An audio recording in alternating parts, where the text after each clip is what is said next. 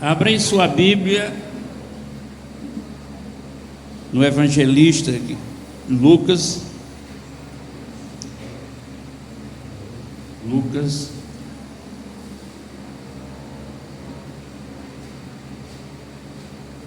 Glória a Deus.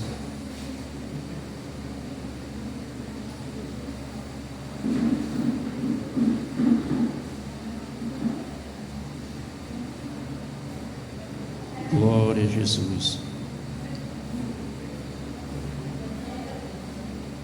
Encontraram? Capítulo 18.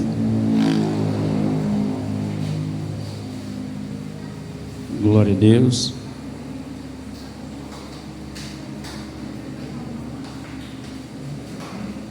Glória a Deus. E versículo 31. Jesus anuncia a sua paixão.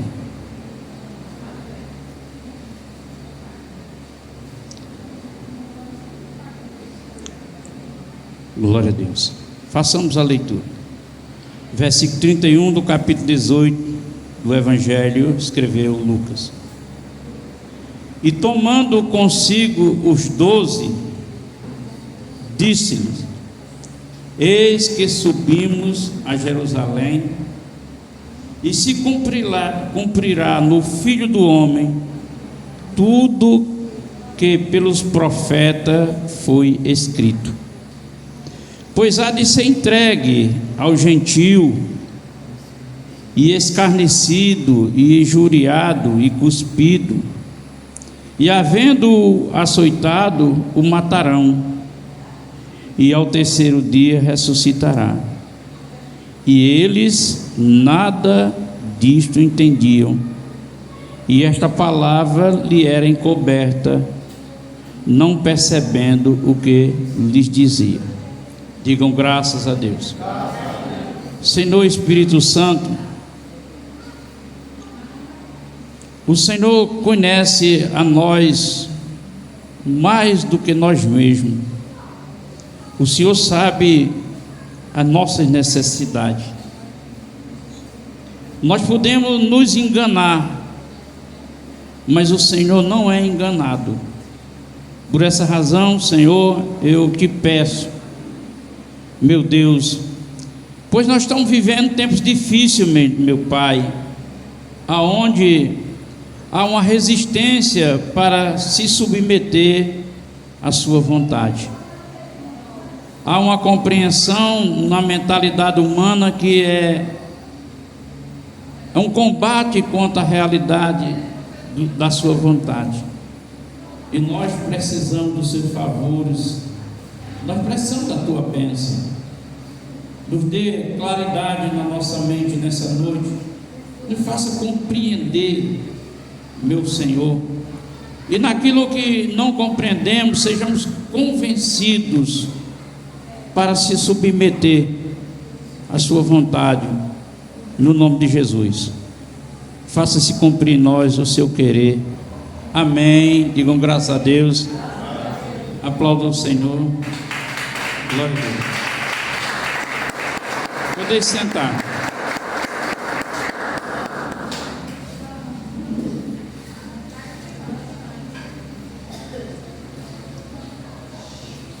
Eu estava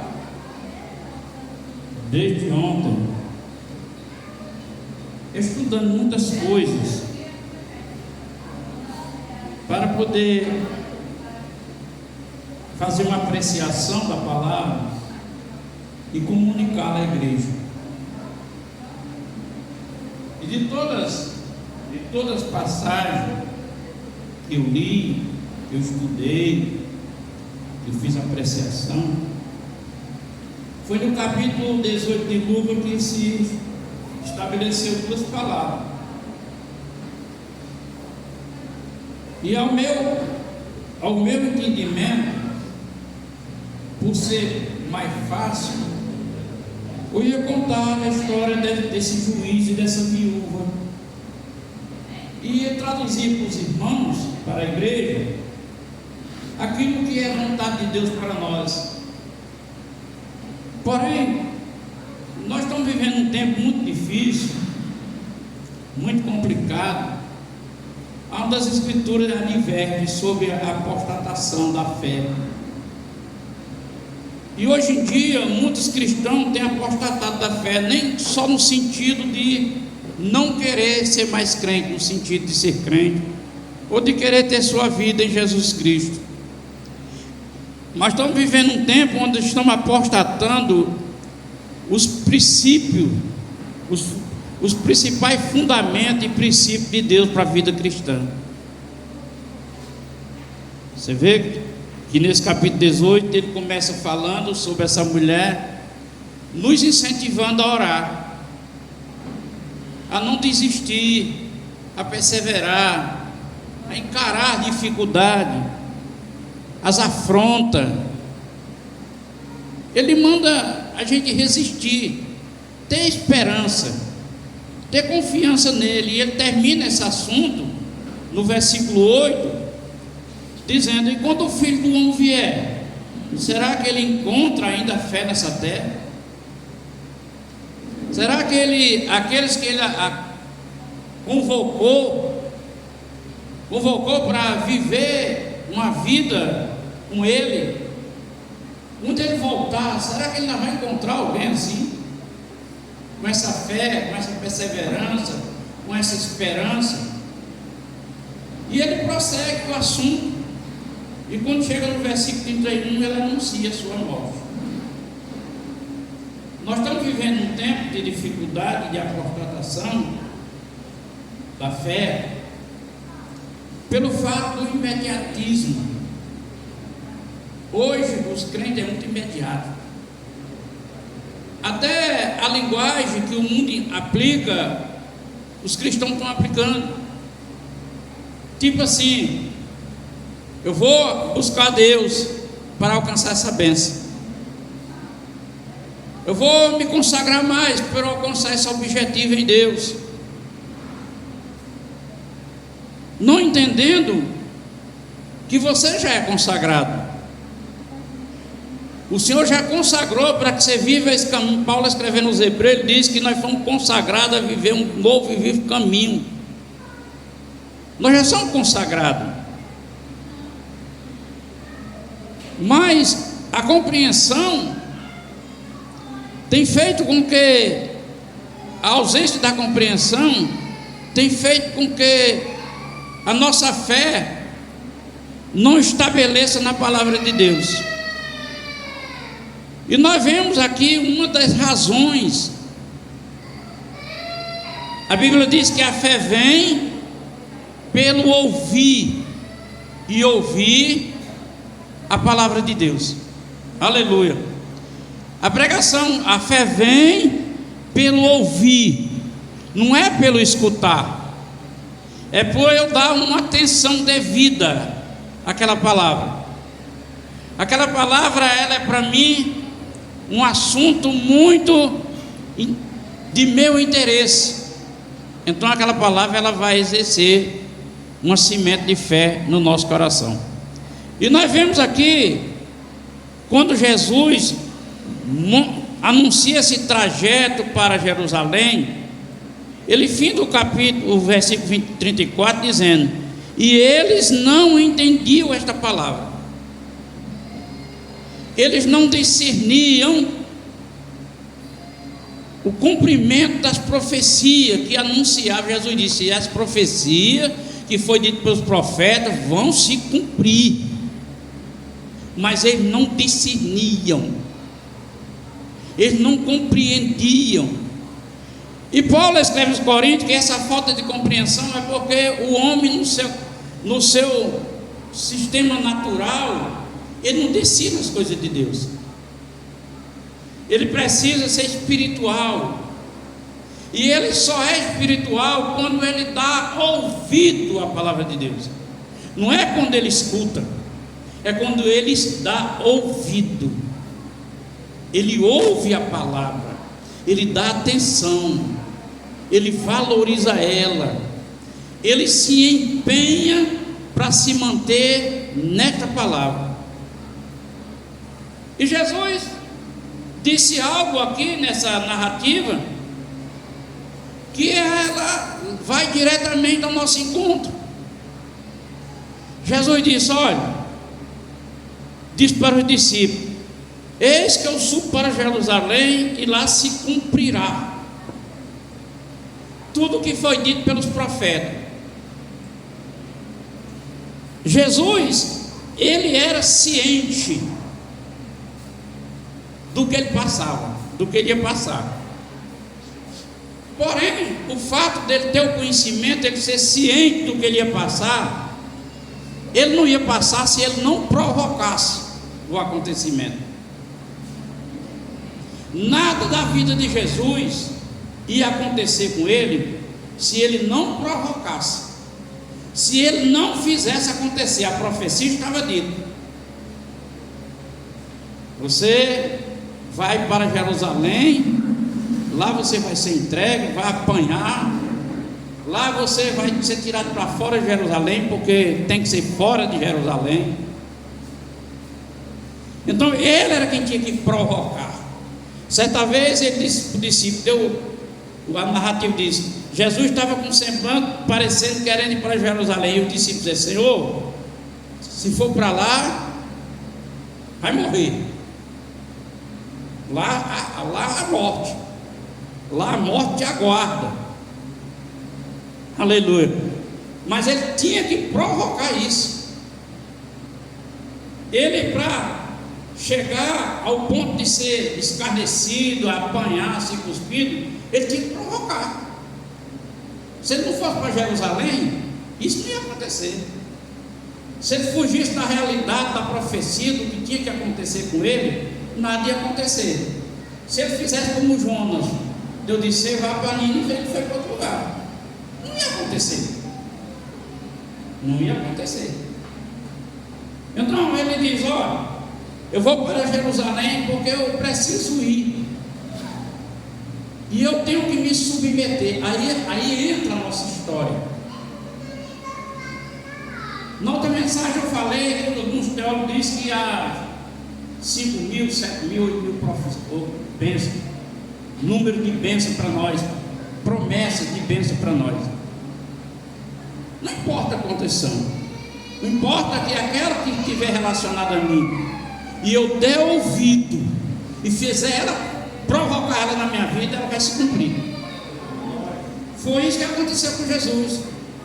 Para se cumprir, para que ele viesse ser exaltado, para que ele viesse ser glorificado, ele tinha que caminhar em direção que as profecias indicavam. Ele tinha que provocar aqueles acontecimentos, que é por esse acontecimento que houve com ele que garante as nossas vitórias, que por meio dela também se cumprem as nossas promessas. Por isso é preciso agora eu tomar conhecimento do que diz de Deus a meu respeito, para eu provocar. Como é que começa o capítulo anunciando a história dessa viúva? Essa viúva, ela provocou, ela insistiu, ela provocou o juiz, até o juiz dizer: eu não temo a Deus, não temo a honra, não temo a Deus, mas para essa mulher parar de importunar, eu vou dar logo o causa de ganho para ela. E assim ele deu. Aleluia. Como é que nós vamos provocar isso na nossa vida? Como é que nós vamos provocar para que essas promessas se cumprem em nós? Atentamos para a palavra de Deus, para que eu me torne espiritual. Paulo escreve que o natural não decide as coisas de Deus, porque ele é natural, só decide se for espiritual.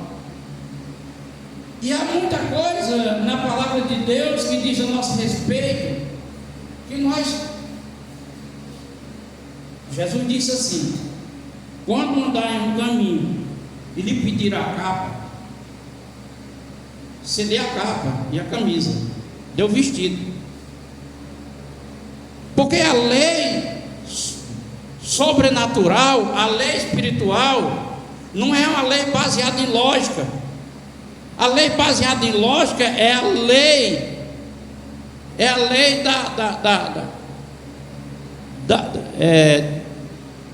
como é que eu digo assim, essa palavra assim, é uma lei de, como Jesus disse, com a espada se fere, com a espada é ferido. Como ele disse assim, olho por olho, dente por dente. Então a lei natural, ela é assim. Então, se você não ouvir a palavra de Deus, para você discernir a vontade de Deus, o propósito de Deus para a sua vida, você vai sempre olhar pelo natural. E pelo natural você não alcança a compreensão como esses homens. Jesus falava e eles não entendiam. Jesus falava e eles não compreendiam. Jesus fala, eu não entendo. Jesus fala, eu não compreendo. Mas se você der ouvido à palavra de Deus, você não ouve, você não entende, você não compreende, mas você se submete. E é o se submeter a Deus, aleluia, que Deus se responsabiliza por você. Glória a Deus.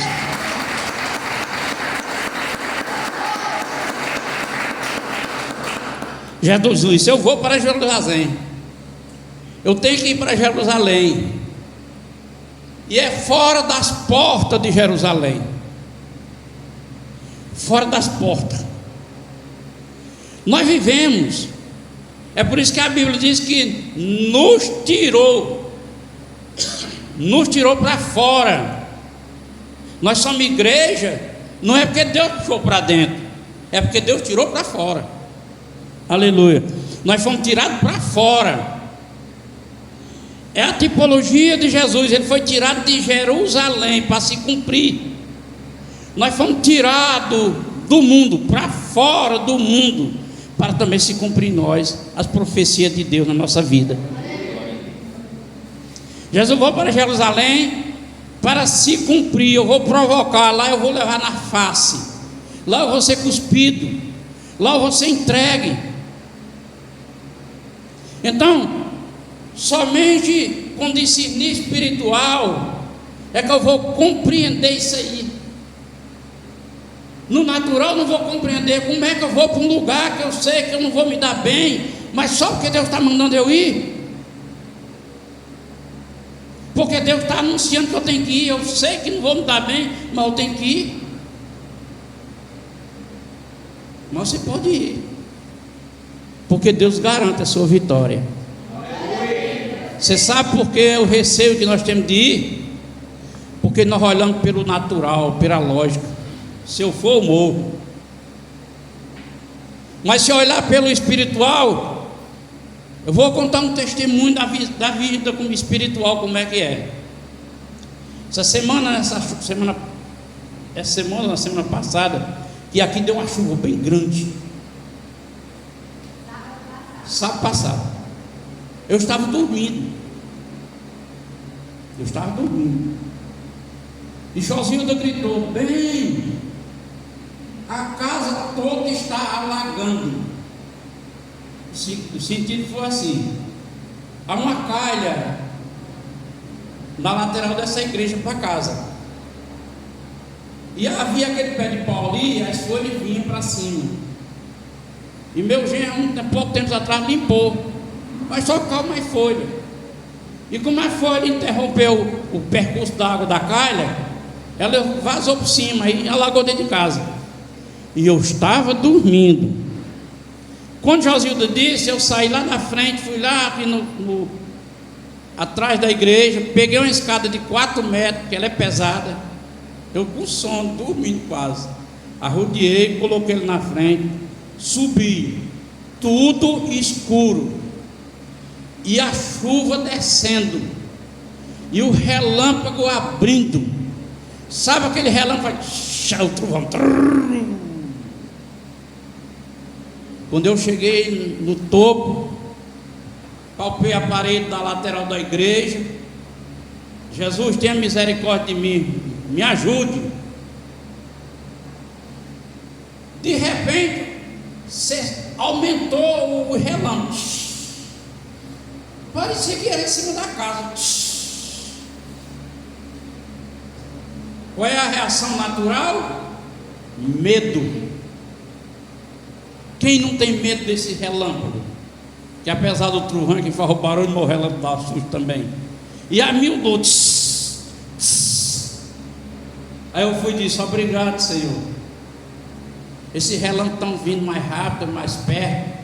É o Senhor que está me iluminando para eu ver o que eu posso fazer aqui em cima. A partir desse momento não deu mais nem um trovão. Relampeava e clareava, mas não trovejou. Aleluia. Então, quando a gente olha para as coisas de Deus com um olhar espiritual, logo você discerne. Por que eu discerni que era Deus que estava permitindo que era? Porque parou de trovejar. Porque todo relâmpago é um sinal do trovão. Não existe relâmpago sem trovão, nem que seja fraquinho. Aleluia. Então você discerne. É não olhar pelo natural. Deus é com você, Deus está com você. Então entenda, o perigo está vindo, mas Deus está com você. Ele responsabiliza por você. Ele é o seu ajudador, Ele é o seu provedor, Ele é seu guarda, Ele é sua rocha, Ele é seu Deus. Aleluia.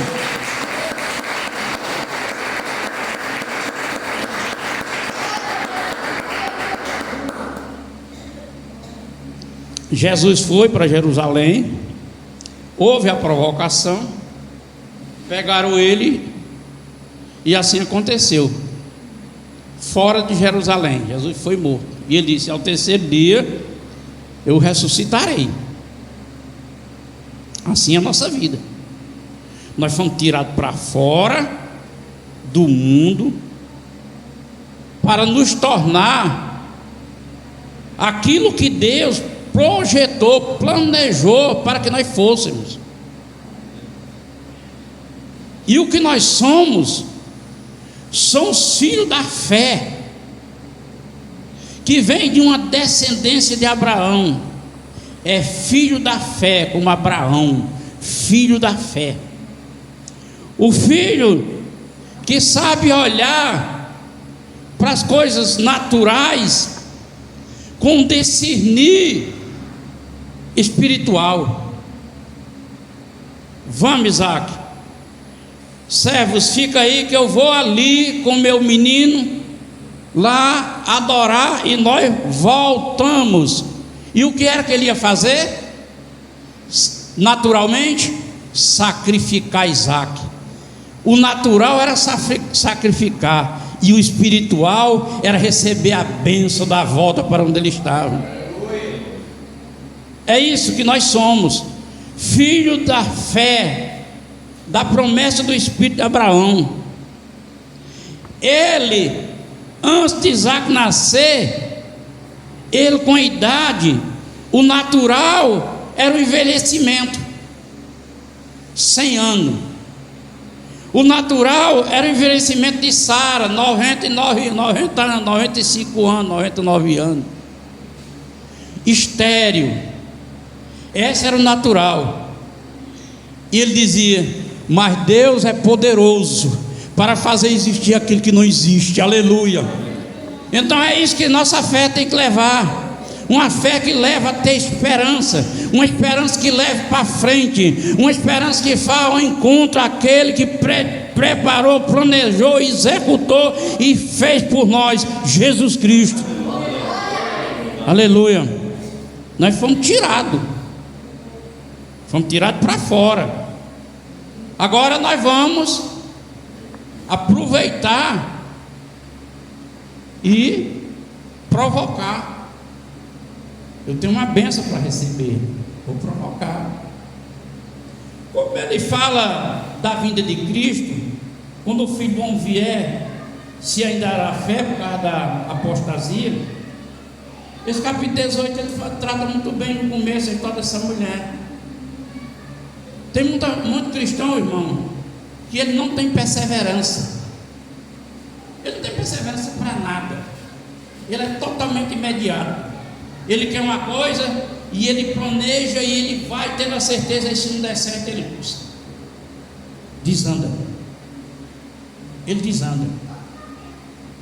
Ele vive natural, ele quer, e ele olha pela possibilidade. Eu vou falar com o Anderson, eu vou pedir 100 reais emprestado, Anderson, eu vou de certo, não tem dinheiro, não tem dinheiro depositado, tem poupança, eu vou lá, Anderson, eu vou certo. Aí ele disse: rapaz, eu até tenho dinheiro, mas eu estou na poupança e não posso tirar o dinheiro agora porque está em juros e tal, pode esperar. Aí eu volto decepcionado, frustrado. É a vida de muitos cristãos.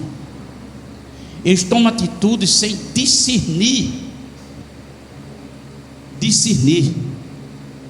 Primeiro passo que Jesus dá para essa mulher, de exemplo, essa mulher, é a atitude dela de perseverar, de ser resiliente, de buscar o que ela não tem direito. Mas ela foi buscar. Ela não tinha direito não, mas ela perturbou tanto que ela adquiriu direito. Nós temos direito a alguma coisa com Deus? Não, irmão. Mas ele está dizendo: você não tem direito, mas há uma graça em Cristo Jesus que vai lhe dar o direito, porque você não tem um mérito, mas eu coloquei Jesus para ter os méritos, para lhe favorecer. Então, igreja do Senhor, levante a cabeça, se projete, olhe para a palavra de Deus, escuta a palavra de Deus e persista em praticar essa palavra, para ela se cumprir. Os discípulos com Jesus disse: se cumprirá do Filho do Homem tudo o que foi dito pelo profeta, pois há de ser entregue aos gentios, escarnecido. Olha, gente, a consciência que Jesus tinha, estava consciente que ele ia ser escarnecido. Um homem que é 100% homem e 100% Deus, que ele sabe que há um trono que pertence a ele, mas que ele abriu mão para vir cumprir uma missão. Você escarnecido, quer dizer, em vez de receber uma coroa, recebeu escárnio, receber a cuspida, receber a bofetada. E a coroa, pastor? A coroa estava guardada, aleluia, precisava ele se submeter. E quanto a nós, pastor, é isso também. Vamos se submeter, vamos provocar, fazer acontecer aquilo que Deus diz que é para acontecer na nossa vida, que também vão receber uma coroa. A coroa está guardada. Pedro diz que a coroa, e Paulo diz que a coroa está guardada no céu, e ela não murcha, aleluia, está guardada no céu, e ela não murcha. Paulo fazendo alusão às coroas daquela época das Olimpíadas, que ele recebia uma coroa de flores, ganhava, mas com pouco tempo a coroa já estava murcha. As coroas das Olimpíadas, essas mesmas coroas que é feito para os defuntos, o pessoal levava para o cemitério. Isso foi uma cultura que é aprendida aí, feita a coroa, por isso chama coroa. As coroas das Olimpíadas era isso aí, fazia uma coroa de flor bem bonita, o cabo entregava lá, era o prêmio. Uma coroa, é por isso que Paulo disse que era uma coisa corruptível, e ele levava para cá aquele troféu, aquela coroa, poucos dias ela murchava. Aí Paulo disse: só que a nossa não, nós vamos se submeter, nós vamos fazer a vontade de Deus, nós vamos provocar os acontecimentos para se cumprir em nós a profecia, aleluia, mas a nossa coroa está lá, aleluia, nós vamos receber, glória a Deus, aleluia. E esses homens, irmão, e nada, ele disse, havendo açoitado, matarão, e ao terceiro dia ressuscitará. Foi um dos assuntos que Jesus muito falou, da sua ressurreição. É a maior esperança do cristão. Paulo chega a dizer que se Cristo não tem ressuscitado, pregação não valia, fé não valia, nada valia. Mas por ele ter ressuscitado, por ele estar vivo, você pode dizer: porque ele vive, eu posso crer no amanhã, que é assim que diz o louvor. Porque ele vive, eu posso crer no amanhã. Esses homens, ainda ouvindo tudo isso, diz assim, e nada entendiam. dávamos pouca atenção. Aí tá, irmão, algo que nós precisamos parar. Como é que está o nosso ouvido à palavra de Deus? Qual é o grau de atenção que nós estamos dando? Ou nós estamos apostatando aos princípios básicos daquilo que Deus fala conosco? Pastor, e o que é que a Bíblia fala conosco? Permanecer nele. Você está permanecendo nele? É um princípio básico. Você está permanecendo nele? Aleluia. Aí ele diz: estar em mim, minha palavra está em vós. A palavra dele está no seu coração. Porque não é falar, irmão, é crer. Não é falar, é crer. O pensamento positivo, ele tem algum sentido, tem alguma validade. Mas não é falar, é confessar o que você crê. Eu confesso o que eu creio. Pastor, e como é que eu me identifico com o que eu creio? Se você acha que você diz que crê, aí mostra que você crê. Mas você diz que crê e não age como crê, como diz, você não está crendo. É o que Paulo escreve a Timóteo, diz: você está vivendo uma vida de fábula. É como Tiago diz, está vivendo uma vida de fábula. E nós não podemos viver a vida de fábula. Qual é o princípio básico, introdutório da nossa vida cristã? Essa base: você frequenta a igreja, irmão. É o corpo de Cristo. Como é a sua frequência à igreja? Você tem prazer em vir à igreja? Aleluia. Você tem anseio do dia dos cultos você vir? Pastor, e deve ter. Por quê, pastor? Porque é um encontro de celebração. É onde você vai vir encontrar-se com aquele a quem você vai cultuar. Isso aqui é um culto. O culto não é para mim nem para vocês não, irmão. O culto é para Jesus. E você tem que ter o anseio de vir cultuar a Ele. Não é vir louvar, não é vir dizimar, não é vir ofertar. Isso também são passos principais, são fundamentais, são princípios. Mas o fundamento é cultuar, se envolver no culto com Ele. Vamos orar. Eu oro daqui, você ora daí. E vamos orar. Vamos botar fogo no inferno. Vamos aumentar o fogo lá. É isso. A igreja é brasas vivas. Então, quando vamos orar, é para orar, que é para o Espírito Santo fazer.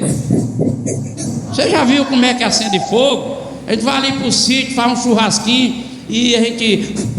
Aí quando não aguenta mais soprar, bota um ventilador, abana. A questão é: a brasa tem que acender.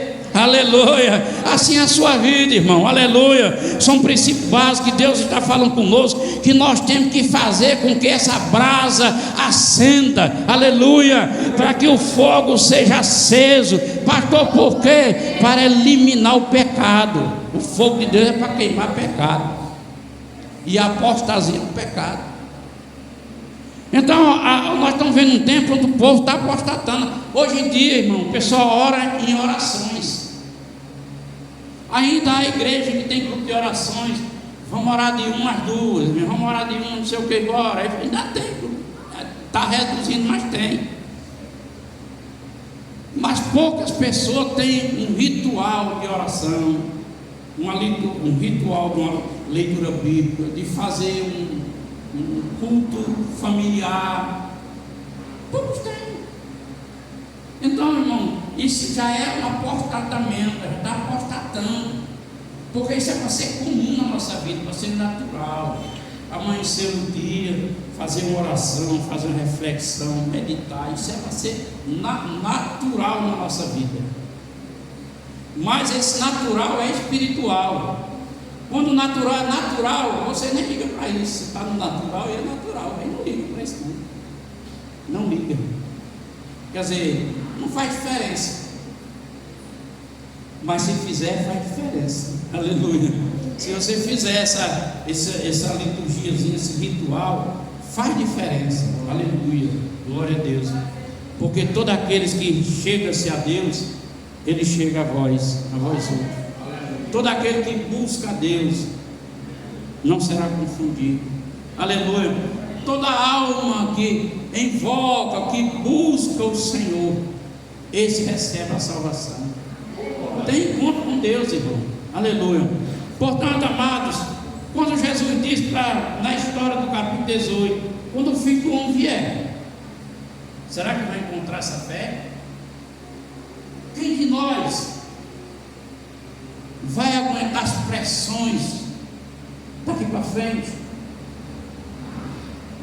Ainda que o Brasil, a gente não tem muita perseguição, a gente não tem muita pressão literal assim, mas a pressão de um amigo, de uma amiga, não, vou dar uma saidinha, você botando a pessoa em escolha. Aí, será que sua fé está indo para escolher ainda ir para a casa do Senhor, vir esse encontro com Ele, ou já está assim dizendo, não, outro dia eu vou para o culto, outro eu vou. Aleluia. Deus, Ele nos ama. Deus nos ama. E Deus é bom. Mas nós não podemos nos ater somente à bondade de Deus e o amor de Deus. Por quê, pastor? Porque Deus é bom para toda a humanidade. E muitos desses da humanidade se perderão. Aqui nesse capítulo 18 ele fala, ele começa no verso 17, no capítulo 17, ele diz, olha, muitos naquele tempo estão vivendo como no tempo de Noé, come, bebe, casa, se dá em casamento, parece uma coisa comum. A pessoa come, bebe, casa, se dá em casamento. Não é, parece que ele está proibindo, não, ele não está proibindo, ele está dizendo que as pessoas não estão ligando para Deus, estão ligando para essas coisas. E que precisa a gente estar atento, porque senão a gente está em volta só as coisas do mundo e esquecendo as coisas de Deus, deixando de lado. Aleluia. Então, quando ele vier, será que ele encontrará fé? Será que algum de nós já não desistiu? Ele vai vir e vai olhar e diz, aquele era ovelha, agora é cabra.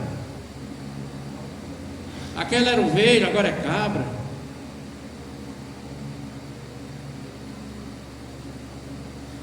Ele fica triste, porque ele vai decidir. Ele vai fazer um juízo. E qual é o juízo? Vinde os benditos de meu Pai. E os outros? Os outros apostataram. Vinde os benditos de meu Pai. E os outros? Os outros apostataram.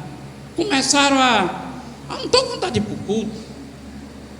Não estou com hoje, não vou orar não, vou fazer uma oraçãozinha. Começa assim.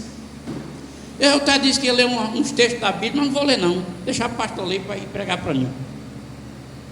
Começa assim. Aí a pessoa passa a viver mecanicamente, naturalmente. Não tem nada de si espiritual. Ele não consegue vencer a natureza. E nesse capítulo 18, antes de chegar a esse ponto, Jesus disse: se você quer ganhar a sua vida, você vai ter que perder. Se você quer ganhar para a sua vida, você vai ter que perder o que você quer ganhar. Está vendo como a gente só quer ganhar? E Jesus está dizendo, para você ganhar, você vai perder. Vai perder. Aí você toma a sua cruz e venha, e siga-me. Meu primeiro pastor, a esposa dele dizia assim: havia 2 homens que foi determinado para eles carregar a cruz da sua salvação. Como é aqui na região, a madeira mais comum e mais dura e mais pesada é miolo de aroeira. Que a aroeira dá trabalho até para furar com besouro, com trado, é difícil. Aí a cruz de um era a cruz de aroeira, pesada. E os dois iam juntos. E o outro era de isopor, do mesmo tamanho. Foram andando, chegou um certo tempo, aí o cara do isopor disse: rapaz, vou levar essa cruz desse tamanho não, vou cortar um pedaço. Aí cortou. E a sua é pesada, tira um pedaço. Não, a minha determinação é por levar ela inteira, eu vou levar ela inteira. Aí foi andando. Chegou um cânion, um paredão. Aí o de madeira fez tchum, jogou a cruz, passou por cima, puxou do outro lado, o da de isopor, a cruz não dava. Quando ele soltou a cruz do precipício, Jesus disse: olha, siga-me e toma sua cruz todo dia. E todo dia a nossa cruz é uma escolha de viver a Deus ou viver o mundo. É uma escolha de aguentar-se na palavra que ela diz, mesmo estando faltando, mas Deus está dizendo: eu vou suprir. No momento que você não tem mais, você vai ter, e você se permanecer.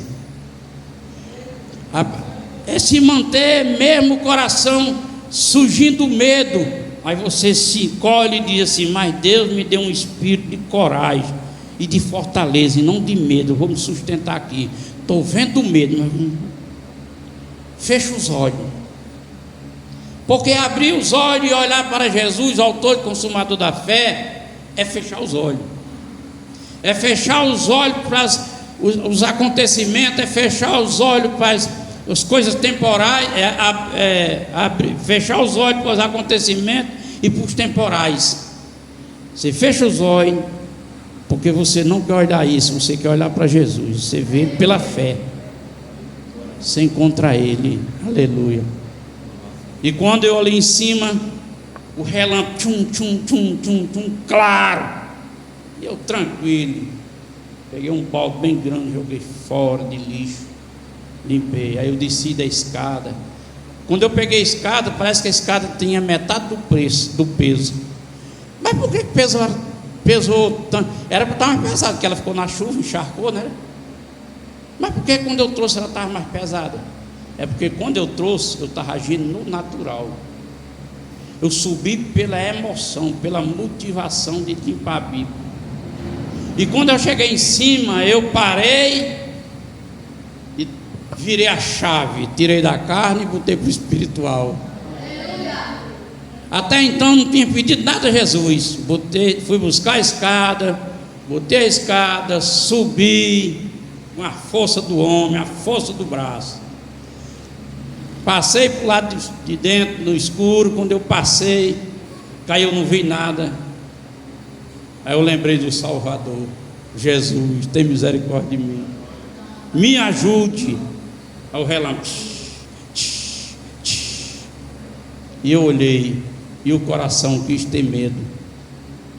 E eu lembrei: Deus está fazendo isso para clarear, para ver onde eu estou pisando, o que eu tenho que fazer. E a partir dessa minha expressão de fé, parou de trovejar.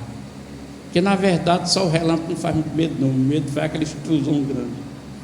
E eu disse: glória a Deus. Disse a Josilda: glória a Deus, aleluia. Então, irmãos, essa palavra, nós estamos vivendo 2025. Nós estamos muito ansiosos para que as coisas transcorram tudo bem. E a única maneira correta para as coisas transcorrer tudo bem é nós se voltar para Deus. É voltar para se submeter. Eu vou me submeter. Eu vou me submeter. Glória a Deus. Não deixe se levar pelo que os outros dizem. Mulher de Deus, homem de Deus, você é uma bênção. Não deixe se levar por isso, não. Não deixe se levar, não. Seja o que você é em Deus, seja você. E certamente Deus será em você, e você será uma bênção. Amém? Aplauda Jesus aí com alegria.